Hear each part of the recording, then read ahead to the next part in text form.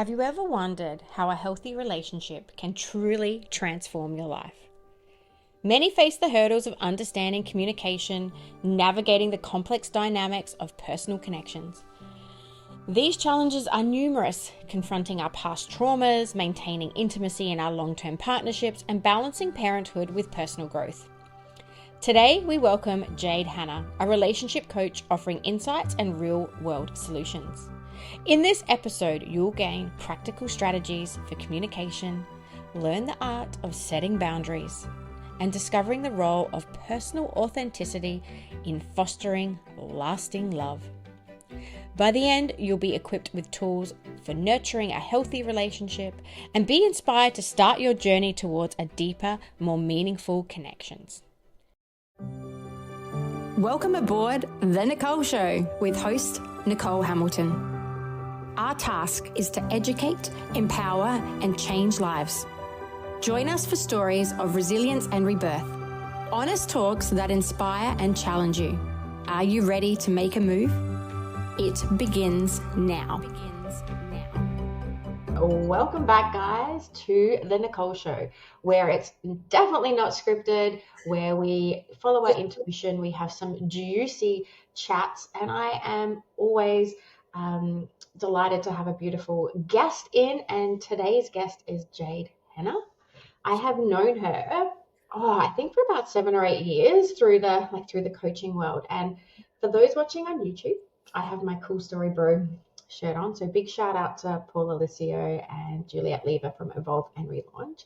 That's how we met. They're a big company that does, coaching work and their own courses. Jayde was their beautiful assistant for a long time, admin girl. She has her own coaching business, which I have been following and loving your mama content and your relationship content. And so before I just rabbit on with my ADHD, give my listeners a beautiful introduction of who you are, and welcome, Jayde. Thank you. I'm so excited to be here. I feel like, I don't know, we've known each other for so long, and I'm just so excited to be here and share my story. And, obviously I've got a lot to share. I've had so many relationship up and downs that it just made sense to, share my wisdom and share my learnings about relationships.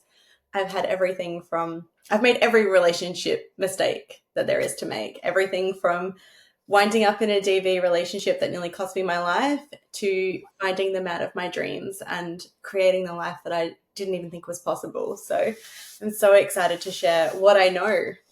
Yeah, I love that. And, your authentic reels about, arguments and communication and intimacy really do inspire, because it does give us permission to talk about that. I just hosted a retreat, and my specialty is kids and families and coaching. But what I've really come to have a giggle about and really celebrate myself is that this podcast has given me permission to go fuck it and show all parts of myself again. And so I've showed like pole dancing Nichole and ADHD Nichole and crazy Nichole and burlesque and whatever it is. And by talking and to a lot of women about that, there's a certain part of us that we kind of switch off at a certain point, like whether it's through being a mum or being a partner or having a corporate job. Somewhere along the way, we think that all parts of ourselves are not welcome. Yeah. And I love the fact that you just put it all out there as well. You put all those parts out there because all of them are so deserving. All of them need to be met. So yeah, give us a little bit of more of a juicy story as to what some relationship tips or some of the things that you have found probably the hardest, but also given you the most, healing and transformations.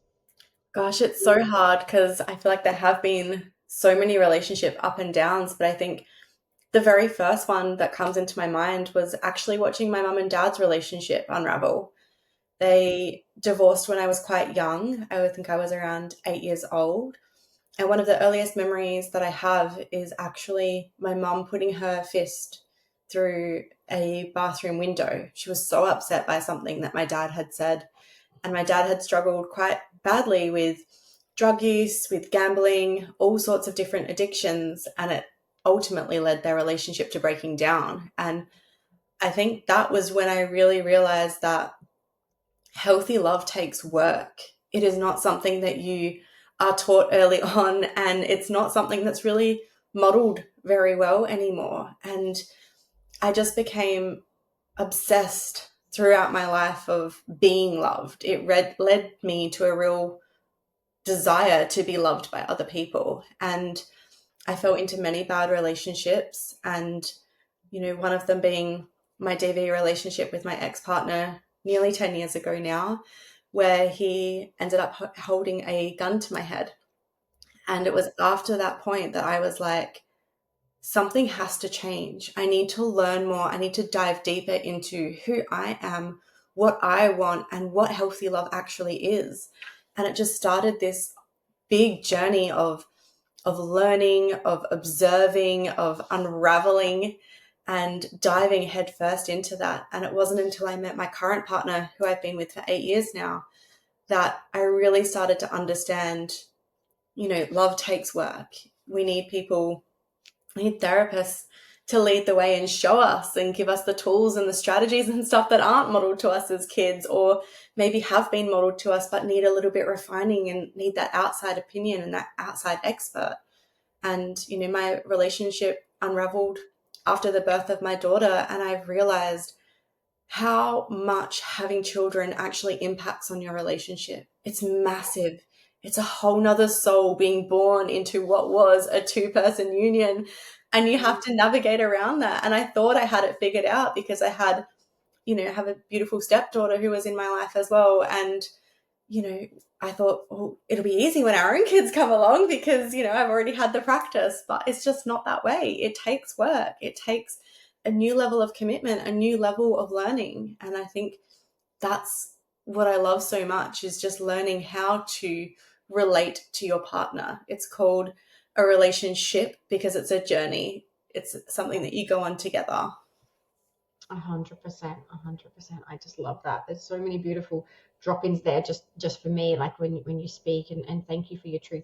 We don't know what we don't know until, we have kids and partners and dive in. But why is it so hard for us to feel loved? Like, we have these parents, and, right or wrong, things that we go through, we all search for it. I remember going, imagining back into primary school where I just didn't feel, connected to my friends or fit in. And I was always seeking it too, but seeking it probably more from friends. Like I felt like I never had a good friendship or a connection. And yeah, like we just seek it out to somehow kind of fill that hole and validate ourselves, or latch onto something, whether it's healthy or not, a friendship or relationship, and to feel that innate need of being left. And we don't really know how to unpack that, as to learn, like, we are worthy of loving ourselves. We are worthy of finding that courage and that strength to be authentically ourselves, so that every relationship or thing we do put our energy into is coming from that place. If it's coming from that lack, from that need, from that unworthiness, from an insecurity, it never works. And it does, start with us. That's why I'm so passionate about sharing this stuff with the kids, because for some reason, I don't know why, but we either forget it or we don't know that we are perfectly imperfect the way we are. We do have so much capacity to love and forgive ourselves, to be the best human we can be. And these core beliefs do get changed or mixed up in our own strategies and mind, and that does lead to sometimes poor choices or sacrifices or things that aren't even our truth anymore. Yeah. So I love the fact that you're speaking it, because so many mums go through, my identity, crisis, or my relationships fell apart, or I don't have any intimacy with my partner anymore because I'm either so tired or exhausted or emotional. Like, all of these things have been going on for the dawn of time, but our parents, and definitely our grandparents, never talked about it. Yeah. We didn't have anything. And here we are, where we were almost the old school era. We went looking for our coaches, we went looking for our trainers, and now we've got a plethora of knowledge out there. There's 100 million coaches out there. And it's kind of like, well, we didn't have that. Like, we didn't have podcasts. We didn't have, Spotify's to listen to 10 years ago when we needed it.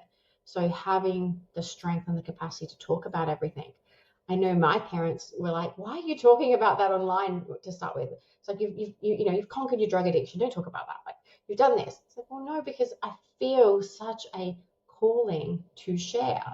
And again, that's why I've got this platform, because there's at least one other person that's going to be resonating with something that we're saying and something that's, really, really helped. So when you say a relationship, needs work, like a love and a journey, what's one of the things, or your non-negotiable, that you do in your relationship? Gosh, we have a couple of different non-negotiables, and I feel like they're all so important for different reasons. But I think one of the most important ones is we go on a date night without my child or without his child, like without our children in tow, because it's so important to spend that time actually connecting with your partner. And part of that date night and part of that non-negotiable is that we don't have screens. There's no going to the movies. There's no, sitting on our phones during dinner. It's something that we do together that gives us a shared experience that allows us to talk and connect, and just time to be away from them and be reminded of the fact that we fell in love for a reason. That didn't have anything to do with our children. We fell in love because we fell in love. So a date night is an absolute non-negotiable for me. My partner's currently doing fly in, fly out work. So every time he's home, we have a date night without our daughter in tow, for sure. The other thing that we do religiously and is, a non-negotiable within our relationship is what I call our Sunday night check-ins. So we ask 5 questions every Sunday, and they are: what 5 things do you appreciate about me this week? What went well in the relationship this week? So it gives us that chance to review what did we actually do well together? What could have gone better in the relationship this week? So this is not an opportunity to like rehash anything. It's our opportunity to come together and go, you know what? I could have done this better. We could have approached this conflict better. We also ask, what do you have coming up this week? So that both of us are across what's coming up in our life. We've got that doorway and that connection point of sharing what's going on in our life. And then what's one thing I can do to support you this week? Right? So it could be anything. It could be, you know what, I'm working late on Thursday. I need you to cook dinner. Or it could be, you know what, I've got a really stressful week coming up at work. And so I need to make sure that we're having regular points of contact throughout the week so that I feel loved. But it's about creating that ritual of connection where we have dedicated time to talk about the things about our relationship, that we're reviewing, that we're proactively managing our relationship, and we're connecting meaningfully with one another. It's so important. Yeah, I love that. I absolutely love that. I love the check-in, and I love the date night with no screens. I haven't thought about that. So Abs and I actually have a Monday nights, no, like, or 2 weeks out of the month, there's no kids at all. But every Monday night, my daughter gets babysat by my mum to give us that nice solid night's sleep, a connection time, intimacy, or whatever. But yeah, I'm actually gonna ask Abs if we can add in no screen time. Sometimes we'll do movies, but not often. But I think that does add to that connection piece. So yeah, and our other non-negotiable is always having a relationship coach. Yeah. Doesn't matter if it's monthly or even bi-monthly, just that we've always had one in the back burner since, God, I think 6 years ago. We've changed different coaches. We've had therapists, we've had sex therapists, we've had so many different things just to continually learn. And it did start into when times were shit, like really shit. But we continued it going because we're just like, well, I really enjoy making that hour for you. And I think ours are fortnightly at the moment. Just depends on what we can do. But I genuinely just love knowing that her and I have committed to each other. It's like that little recommitment of like, I love you and I want to be the best version of myself for you. And here is that time to have somebody else's perspective. And I know that that's not always, possible for every single person, but for me, it really does help to continue to learn and try and see things from different points of view, because sometimes we're just, you do get stuck in a roundabout and it's like someone speaking Chinese and the other person speaking Polish. Like there's no, I don't know what you're doing. Like you're saying the same thing, but it's not resonating. And when you have that third person that goes, well, perhaps if you're like, oh my God, so needed. And there's some beautiful, obviously, relationship coaches that you can listen to on Spotify. I love Brian Reeves. He's a really good one. Yeah, And there's I so do love. many. Do you have any favorites? At the moment, I am binge watching Jake Woodard and Monica Yates. They're really about feminine and masculine embodiment in your relationship, and that's just something I am all about I at the moment. have seen them. They've got their own podcast and YouTube as well. Yes, they're great. I still love good old Esther Perel. Oh yeah. So I love listening to her and watching her, the way that she, her books, and I always listen to Mating in Captivity and The State of Affairs. And The State of Affairs, I always recommend, doesn't matter if you're partners or you have been had an infidelity or not, the way that she unpacks the case studies and the complications that can happen in life because of what you've grown up with is so profound. Like there's so many aha moments. So I just, I can listen to those again and again. So she's one of my absolute favorites when you come to just understanding yourself, even like how you show up in a relationship. Because if you don't understand yourself, Yeah. you don't know why you do the things you do. You might be in a really crappy mood or, really angry. You're like, I don't know why I do it. But when you start unpacking that, then you can show up differently Hmm. in your I think relationship. that's why it's so important sometimes, like you said, to have that therapist or that coach outside of it, because I always say you can't read the label from inside the bottle. And sometimes you just need someone who is outside of that bottle to go, hold on a second, what did you just hear? Because that's not what this person said. Or it might Yes. be, listen a little bit deeper, because what's actually underneath what's being said is hurt and a desire to connect with you. And because you're so used to being in negative sentiment override and hearing negative things, you can't actually see that there's this desire to still connect and be loved. So I think, therapy is so important, and I love it so much. It's so powerful. Same. We're converted, aren't we? We're both coaches. But yeah, I have learned to communicate, and I've always been a super confident person. But in my younger days, a very feisty, opinionated, probably, insecure human as well. So not a good communicator. Um, but now I can do it with such love and compassion and use my words to come from that place of caring and perspective. I, even with my relationships with friends through other, through these things, I have beautiful relationships because we have boundaries and respect for one another. And if we get triggered, we hold space. We don't have arguments. We come back. We circle back. We don't ever expect, this human to show up. We create space. We say, hey, do you have time for me to unpack this, blah, blah, blah, instead of just ringing somebody and downloading. Like I have learned the best communication techniques from coaching and being coached, which does make for deeper conversations and vulnerability. One of the Mm. best tools, if people don't understand this or like, oh, I'd love to learn how to communicate better, one of the best tools that I ever studied was nonviolent communication and learning to really own your own emotions. Yeah. You speak from your heart. You go, oh my God, I can feel I am so angry or so triggered or whatever else. Like, no, you own it.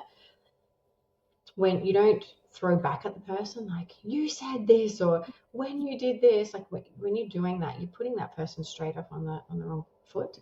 You really have to have an accurate description of what the event was. Because if I say to the abs, you're always angry, and she's not. She does get a bit angry sometimes. But if I said that's just given a flippant comment. But if I say, hey, this morning when you came in and you actually slammed the cutlery drawer, I was a little bit like it set my heart racing. I was worried something happened. If I do that with a really beautiful heart and try and unpack with it, then I've opened a conversation. But if I go, you're in a fucking bitchy mood this morning, like what happened? Never going to happen. So then I can come in with this like, hey, I was triggered this morning. I could that instance or whatever it was happened, blah, blah, blah. And if you have a request with this communication, it's not a demand. You can never demand your partner to do something. So in nonviolent communication, it's an accurate articulation of the event. It's talking about owning your own stuff, because when that happens, you own it. And then having a correct request with non-attachment, you can really open some deep conversations. And I always come from my heart and go, hey, can I just, have some of your time? When you're ready, can I have some of your time and tell you that something's on my mind or my heart?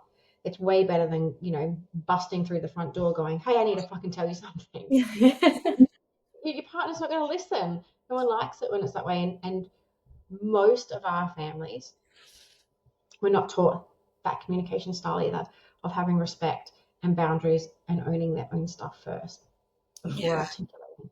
And that's why I'm also so passionate about teaching it to kids, because kids don't even know how to express their emotions or set boundaries or communicate. So there's so many beautiful things that I have learned in this world, and definitely holding space and communicating with more love, but also more leadership, because I don't hide anything. Yeah. Just be honest. That's the biggest thing, and that's the hardest thing too. Hardest thing ever. But being honest in a place of love is, it's still one I'm working on. Yeah, and I think that's the thing, right? I think that's why it's also important to do these learnings with your partner, is because we are human and sometimes we're gonna get it wrong. I know sometimes I will unintentionally say something that causes my partner to feel attacked. And when that happens, because we've done the work together, he can actually soften and say to me, babe, can you try that again? Like, I'm feeling so triggered right now. Whereas before, the response would have been, well, stuff you, like, you know, and it would have just become a combat. If you don't do that work together, you won't actually get to that point where it's like it becomes a union where you're both working on things, where you're both going, hold on a second, I want to try that again. Or maybe, hold on a second, can you please try that again for me? You know, it's why it's really is about coming together and both implementing what you learn. Yeah, 100%. I love that. Because like you said, our relationships, you know, well, it's a center point of where we are. Like if we're having a wobble in our relationships, nothing else feels safe. Nothing else feels good.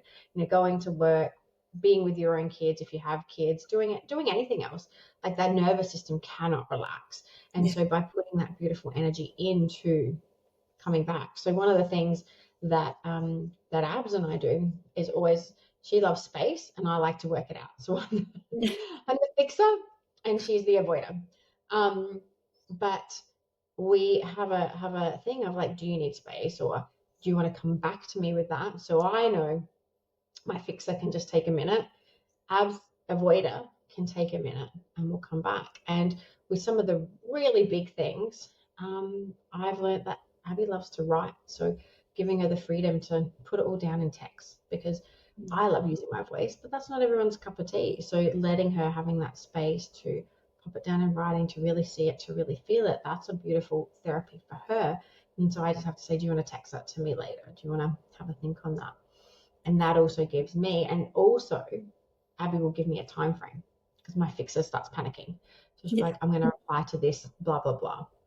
And so that gives me some peace of mind, and some of the really hard conversations that we've had to have, because we feel each other. We get triggered, or if we're not feeling safe. So those couple of little bits for our particular relationship works. Hey everyone, Nichole here, and I hope you're enjoying today's episode. I just want to take a quick moment to talk to you all. If you're finding value in our conversations and loving the raw, honest dialogues we're having here, I've got a small favor to ask. This podcast is a passion project for me, and there's nothing I love more than bringing these stories and insights to you. So if you haven't already, would you consider subscribing to our show and leaving a review? It's completely free and it doesn't take much time, but it really helps us in two big ways. It's getting the podcast in front of more listeners, which keeps our community growing. It helps us attract more amazing guests, which means we give you more value in the episodes we bring to you. Just hit that subscribe button, drop us a review, and let's keep these conversations flowing. It's something I actually implement with a lot of my clients, is coming up with a code word, something that means something to you both that will signify the end of a conversation for now. So that if you're feeling emotionally flooded, if you're getting that feeling of, you know, you're getting shaky, your heart's racing, you feel like you've been kicked in the gut, any of those, or you notice that in your partner, because sometimes it's not as easy to notice it within ourselves, you actually use that code word and you go, hold on a second. And it can be anything, right? But it's something special to you. So I've heard ones like magpie, gummy bears, aminos, Titanic, whatever it might be. But you say What's your code word? we use peanut butter.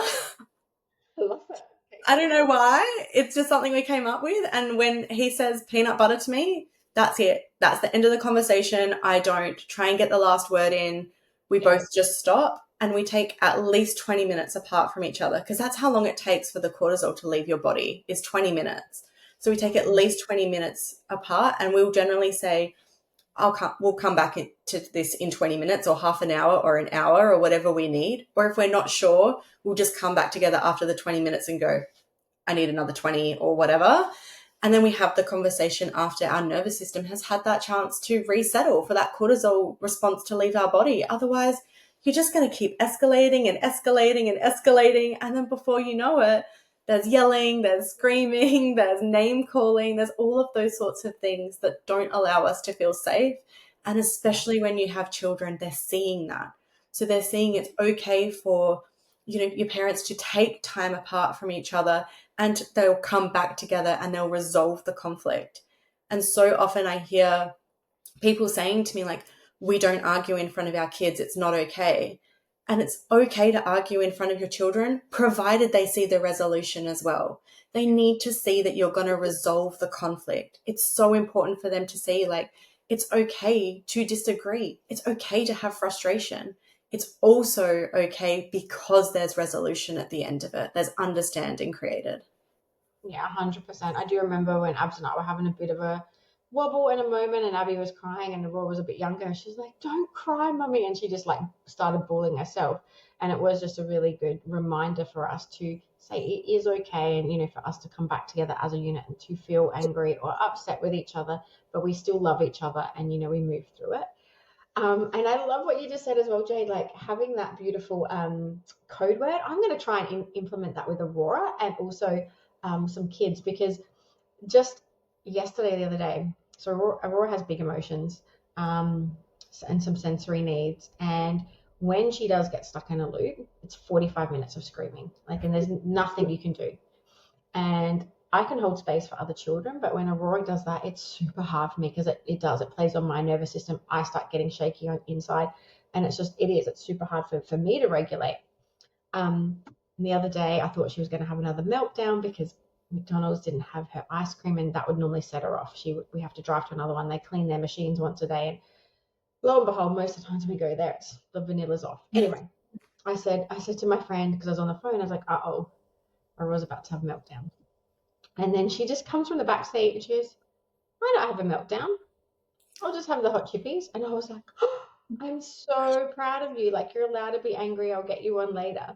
And I was like, oh, wow. Like, I wonder if we can have, like, I don't know, peanut butter or something like that for her, so that she understands those feelings just before she does get to an overwhelm to that point, what her word could be, or vice versa. Abs and I were having a little minute, because Aurora is quite sensory and demanding at sometimes, and we have to remind each other that we're on the same team. So maybe we could have a code word for that, because that would be really helpful in parenting, that we're reminded that when we are overwhelmed with her behavior, we could have that, peanut butter or whatever the word is going to be for us. Maybe, I don't know, we'll find one. I'll let you know what it is, but that'll just bring us back to center, to know that we're on the same page, to stop talking, because if we continue, that also does heighten her.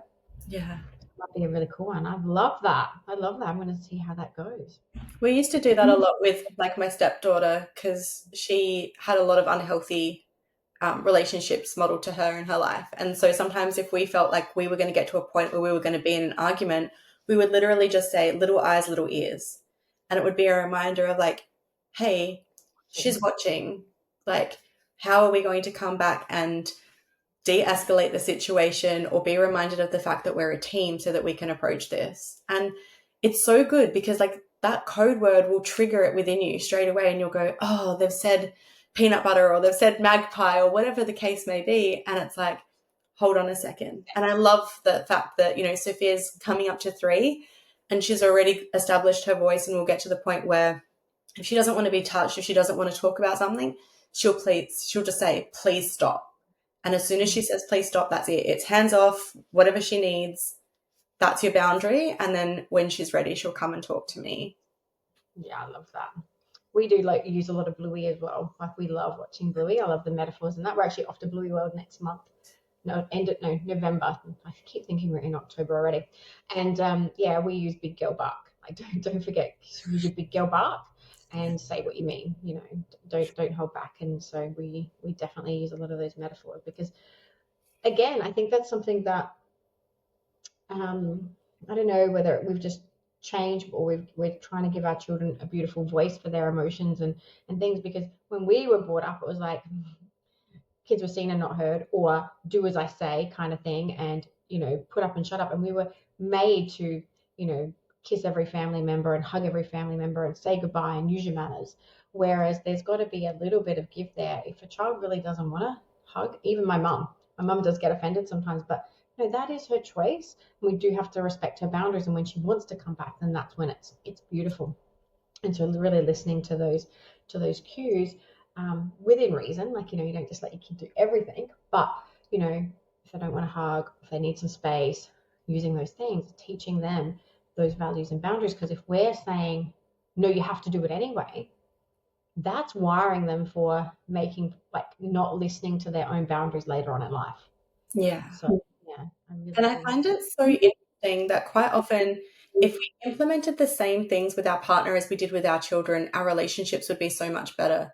Because quite often we'll unintentionally like force our partner into doing something or coerce them, rather than just going, hold on a second, this is their boundary, this is what they've said, therefore it's, hands off, ears off, eyes off, whatever, And so sometimes it's actually about like, hold on a second, remember that your partner is somebody's child.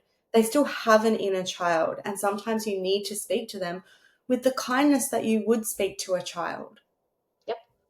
This was one of the first relationship coaches that we had, and said, like, exactly explain that. Like, with a child, like, as they go through the ages, you talk to them about everything. Like, that's too hot, don't touch that. It's not safe to go outside the front yard until this. And okay, you're a bit older now, you might be able to walk around the block.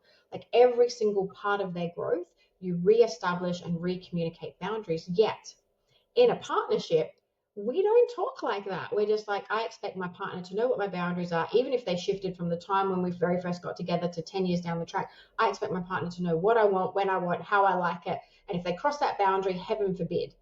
No, we actually need to have those conversations and, like, really establish, actually, this is my actual non-negotiables. If these things happen in my life, these are so cross my boundaries that I can't come back from that. And so you need to have that platform, and that's different for every relationship. These are some of the things that I'm, open to, and, these are some of the things I don't really like, but can, and then these are things that I'm really, really open to in the relationship, and the rest. But, we don't even have that. And things might change as your relationship grows, and you learn as a human, like, hey, I was really worried about those sorts of things and I don't anymore. So, but we don't have those conversations. We don't actually set our partners up for success because we're too scared to have those really deep conversations of, oh, I like this new thing, or I want to try this, or, and whether that's in the bedroom or not, like, having those conversations and being deeply honest has been the most terrifying things for being honest. The most terrifying, because, if I say that, are they going to judge me? Are they going to leave me? Do I want to, but being deeply honest has literally brought us closer and closer together, because every single time we have come back together with love. We have deeply surrendered to our commitment, to our love, to our energy. And yeah, I'm so, so grateful to have a partner meet me and love me for all my darkness, and me love her for all of hers, the light and the dark. So I highly recommend, finding your way to communicate deep honesty. Because it shifts you. Because when you're hiding parts of yourself, that's when you feel broken. That's when your soul can't cope. That's when you and sometimes it might be only little things, but it's the little things that cut the deepest. And I think sometimes we forget. We assume that our partner thinks the way that we do. We assume that they're wired like us, and so we forget to sort of go, hold on a second, this doesn't feel good for me. I don't like this. I want to try this instead, or this is actually the way that I want to be loved. And so sometimes we have to be reminded of the fact that they think differently to us. It doesn't matter if it's man or woman or, same-sex couples, different sex couples. Nobody is a mind reader. You have to be able to communicate. You have to be able to say, okay, this is what I want, and be okay with that. And I know that that's hard, and that comes back to childhood, and the fact that the very first thing that we learn as children is no. No, don't touch that. No, get down from there. No, don't do this. And so we don't learn to say no because we feel like as children, that's all we hear is no, no, no. Don't be this. Don't do that. Don't say this. That we forget that we can actually go as adults go, no, actually, that doesn't feel good to me. Actually, this would feel better for me. Yeah. I love that. I love that. So with like where your relationship has, gone to and your non-negotiables, what is the thing that you're celebrating the most right now? Like, what are you like most proud of, or yeah, what are you celebrating? I feel like at the moment, what I am celebrating is this last week has been a really tough week for me personally. And I feel things very deeply, and I'm still working on showing that sometimes. And I really allowed my partner to be there for me, which is a struggle for me. But what I'm celebrating most is that he really stepped up and provided for me. It's going to make me cry. Provided for me in such an emotionally supportive way this past week that surprised me. I didn't see coming, and not because he's not capable, but because I don't think I've actually allowed him to do that for me. And he's done that for me this week, and I am just celebrating him for his growth and the way he shows up for me, for my family, for our family, for those around us. I feel so deeply honored to be his partner in life, and I feel so grateful that he is what helped me realize that I want to help people do this. And I get to spend my days every day now doing that, helping people fall in love. And I think that's everything I can possibly have wanted in my life right now. Yeah, that's so powerful, Jade. Well done. And celebrating the both of you. It is. It's the partnership. You surrendered. You allowed. I think that obviously, and knowing, and just from a little bit what you shared, it was a safety mechanism not to let people in, a safety mechanism to not show emotion. I can relate to that definitely. Don't ask for help. I can do it myself. I'll just shut down for a minute and I'll reboot and I'll be okay. But allowing somebody to really see you, emotions and all, struggles and all, is one of the most terrifying things. But again, almost is one of the most profound things, that someone can love you through that with you. Yeah. Is a beautiful expression, and it does allow that deepening and that falling back in love, that energy connection, because you're Yeah. trusting that person. You're trusting that person to see it all. And I think sometimes as like therapists and coaches, we forget that we're allowed to do those things. Sometimes we unintentionally place pressure on ourselves and say, like, I can't show this emotion. I have to push this aside or not do this. And I never want to be that coach or that therapist. I always want to be the person who goes, you know what, I'm human. I've made a mistake. This is what I'm doing to rectify it. This is how we're coming together. This is how we've screwed up in the past, and this is how we fixed it. I want to Yeah. be a real person always. I do adore that about you. And as I said, I was speaking with another coach before. Just people that are more authentic is my jam as well. I get way more DMs and messages from my vulnerable posts when I'm actually going, hey, do you want to get into my dark side, my head, or some shit that's actually been going on, rather than my real of like, hey, my retreat's been amazing.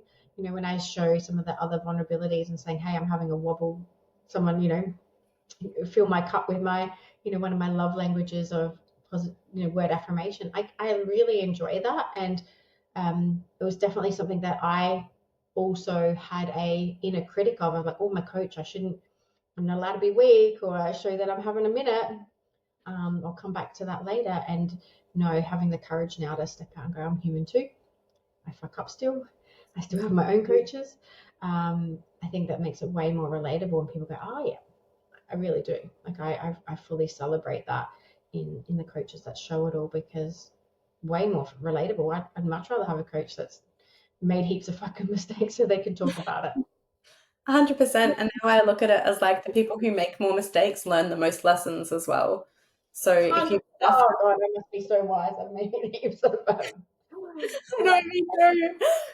in life, this earth side. I feel like I've done a lot, but I am really grateful for it because I have a lot of life experience, and it gives me, I don't know, it gives me that cred that, if I can do it, anybody can. If I can dig my way out of addiction and depression and infidelities and different things on both sides, like it's just heartbreak and you know all those things. So Yeah, yeah. I definitely agree. And sometimes people will say to me, like, how can you share so openly about your DV situations and how can you do that? And it's like, I'm at a point now where I don't regret it because it led me to who I am and I appreciate who I am because of the things I've experienced. And so the more I can share that, the more it gives permission to other people to be like, it doesn't matter what's happened in my past because I actually like who I am right now. And that's what matters. Yeah, 100%. And I, yeah, really receive you and your expression and your coaching and especially some of your relationship reels. Oh, what did I see the other day? I'm pretty sure I sent it to Abby. It was one of you and him in the kitchen. Can't remember what the reel was, but yeah, I was like, Abs, we need to do this. I think it was something that I had to re reproduce. I was like, there was a mesh. Do you remember the reel that I'm talking about? Was it one of you and him hugging in the kitchen or something? There's two. There was one where we were hugging in the kitchen and he kissed me. And then there's one where I had my back towards him and he came up and he hugged me from behind. That one actually went viral on TikTok. It got like Yeah, that one. 600,000 views or something. Yeah. Yeah. I love it. So for guys, if you haven't already followed Jayde, like all her stuff is below. Like, honestly get on there because they say happy wife, happy life, but it's, happy relationship, happy you. Like it is that foundation. And if you don't have a relationship, that's okay as well. Continue to work on yourself because, the relationship with self is the most important one that you have. And you really do have to be in love with yourself or fall back in love with yourself, warts and all, to call in the life that you're, so desiring or so want and so deserve. So, yeah. 100%. Well, thank you so much for being on here with me. That was easy, and I think I learned some stuff. I'm going to go chat to Aurora now. We're going to come up with a code word for meltdowns. We feel like having one, or we need to have a minute. So I'm going to let you know what that is and post. But yeah, thank you so much for being here. It was easy and beautiful. Thank you for having me. I adore you. So I'm so grateful to be here with you. Oh, of course. Well, maybe we will have to do a part 2 too, when I and maybe talk about our kids and stuff. But yeah, thank you for being here, and yeah, chat super soon.